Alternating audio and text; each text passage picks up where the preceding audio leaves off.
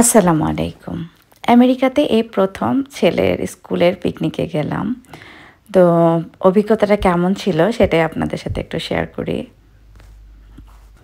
আমার যাওয়া হবে কিনা সেটা আর কি ১ম এ বুঝতে পারছিলাম না। তো আজকে আমার যে প্রতিবেশীর সাথে আমি হাঁটতে বের হই, ওকে বললাম যে, "তুমি কি যাবা তোমার ছেলের স্কুলে?"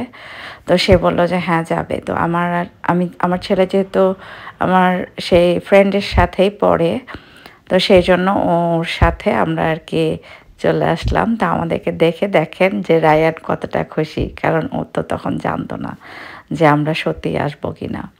তো স্কুলের পিকনিকে কি হয়েছিল সেটা এখন আমি আপনাদেরকে দেখাবো। অবশ্যই সংক্ষিপ্ত আকারে দেখানোর চেষ্টা করছি। এখানে দেখেন যে বাচ্চারা কতটা এনজয় করছে। আসলে আমেরিকাতে বিনা প্রয়োজনে মানুষ বাড়ির বাইরে বের হয় না। কিন্তু দেখেন যে পিকনিক হচ্ছে, সবাই কিন্তু স্বতঃস্ফূর্তভাবে অংশগ্রহণ করছে। যেভাবে টিচাররা ওদেরকে ইনস্ট্রাকশন দেয় সেভাবেই তারা ফলো করে অংশগ্রহণ করে, সেভাবে ইনস্ট্রাকশন ফলো করে এই যে দেখেন বসে গেছে সবাইকে কর্ন আইসক্রিম দিয়েছে, স্কুল থেকেই দিয়েছে এটা। তো কর্ন আইসক্রিম খাচ্ছে। কর্ন আইসক্রিমটা আমার কাছে বেশি ভালো লাগে না। কেমন যেন বেশি ঠান্ডা লাগে। আমি খেতে পারি না। কিন্তু দেখেন বাচ্চারা খুব মজা করে খাচ্ছে। সবার প্রায় বাবা-মা এসেছে। আর এখানে যেহেতু আজকে অনেক গ্যাদারিং হচ্ছে সেজন্য অনেক পুলিশের গাড়ি দেখলাম। চারিদিকে টহল দিচ্ছে। সব স্কুল কলেজেই পুলিশ থাকে। তবে আজকে যেহেতু একটা প্রোগ্রাম হচ্ছে কাজেই পুলিশের সংখ্যা বেশি দেখলাম। রুশান তো খুবই মজা এনজয় করছে। বেশ ভালোই লাগছিল যে ওকে দেখে মনে হচ্ছে ওরই ফ্রেন্ড। আর এত গল্প করছে, ওদের গল্প শুনতে বেশ ভালোই লাগে। রোশান একটু অসুস্থ। ওর হচ্ছে অ্যাজমার প্রবলেম আছে। তো অ্যাজমা অ্যাটাক করার কারণে ওর শরীরটা অত বেশি ভালো নাই।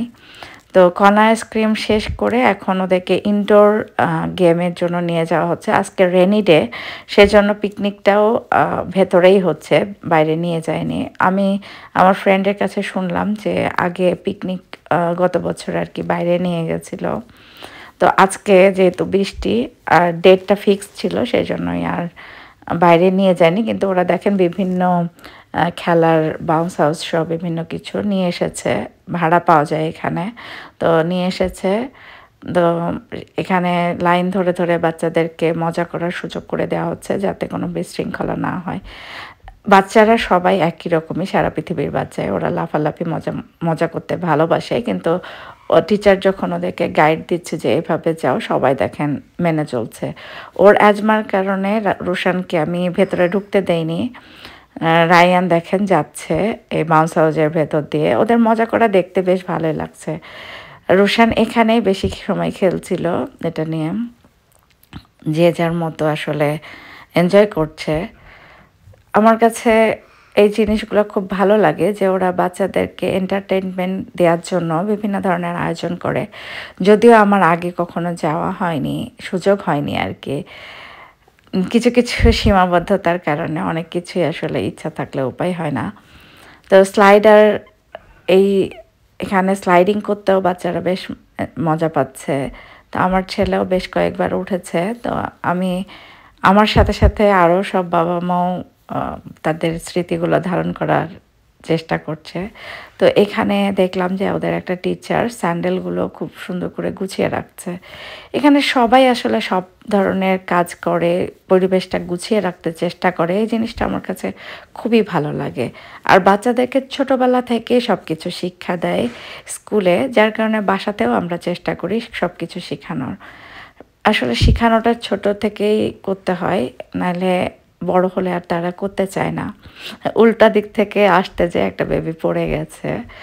কত রকমের যে দুষ্টামি থাকে বাচ্চাদের মধ্যে। আমি আগে মনে করতাম যে আমাদের দেশের বাচ্চারাই মনে হয় দুষ্টামি করে। কিন্তু ১ম এ যখন জাপানে গেছিলাম তখনও দেখতাম যে রাস্তায় দাঁড়িয়ে দাঁড়িয়ে জেদ করে কান্নাকাটি করে। কিন্তু বাবা-মা দেখা যাচ্ছে অনেক সময় কিছু বলে না, চুপ করে দাঁড়ায় থাকে যে কাঁদছে কাঁদুক। তো এখানেও দেখেছি যে বাচ্চাদেরকে খুব আদর করে বাবা মা, সবার বাবা মাই তার বাচ্চাদের জন্য একই রকমই। গতকালকে দেখলাম যে একটা ছোট বেবিকে কোলে নিয়ে বাবা একা হসপিটালে গেছে। আমি যখন রোশানকে নিয়ে গেছিলাম তখন দেখলাম যে ছেলের বাবা একাই গেছে। আমরা সাধারণত দেখি যে মায়েরাই যায়, কিন্তু এখানে বাবাদেরকেও একই কাজই করতে দেখি। ওদের খেলার টাইম শেষ হয়ে যাওয়ার পর খাওয়ার জন্য নিয়ে যাচ্ছে, যেহেতু ইনডোর প্রোগ্রাম হচ্ছে আজকে, কাজেই খাওয়াটাও ওদের ক্যাফেটেরিয়াতেই হবে। তো দেখেন রোশন কত সুন্দর 2 পকেটে হাত দিয়ে হাঁটছে, মাশাল্লাহ। আমার আসলে বাচ্চাদের কাজকর্ম খুবই ভালো লাগে। এখন স্কুলের ভেতরে আমরা ঢুকে গেছি, ক্যাফেটেরিয়ায় যাচ্ছি। তো ক্যাফেটেরিয়াতে দেখেন বাচ্চারা নিজের খাবার নিজেই নিয়ে নিচ্ছে, রায়ানও নিচ্ছে। তো খাবার নিয়ে এসে যে বসেছে, ওদের নির্দিষ্ট খাবার থাকে যেখান থেকে ওরা মানে অল্টারনেটিভ ওয়েতে চয়েস করতে পারে। ওর যেটা ভালো মনে হচ্ছে ও সেটা নিয়েছে।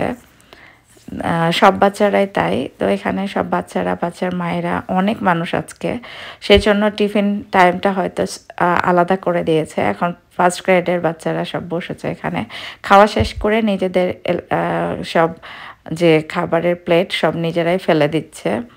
ওরা নিজেরাই নিজেদের কাজগুলো করে। এগুলো আসলে দেখেন যে এখন পরিষ্কার করছে, ক্লিনিংয়ের কাজ করছে বাচ্চারাই।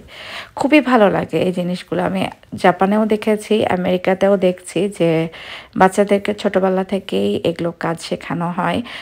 মানে খুবই ভালো লাগে আমার যে বাচ্চা থেকে যখন শেখাটা শুরু হয় তখন তারা কাজ করতেই পারে।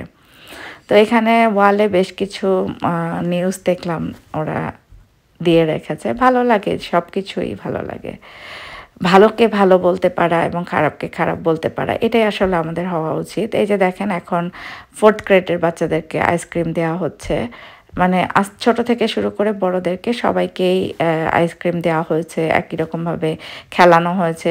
একসাথে হলে অনেক বেশি গ্যাঞ্জাম হয়ে যাবে, কারণ বাবা মা যেহেতু আসবে সব ক্লাসের সাথেই, সেই জন্য আর কি টাইমটা একটু ভাগ করে করে দেওয়া হয়েছে।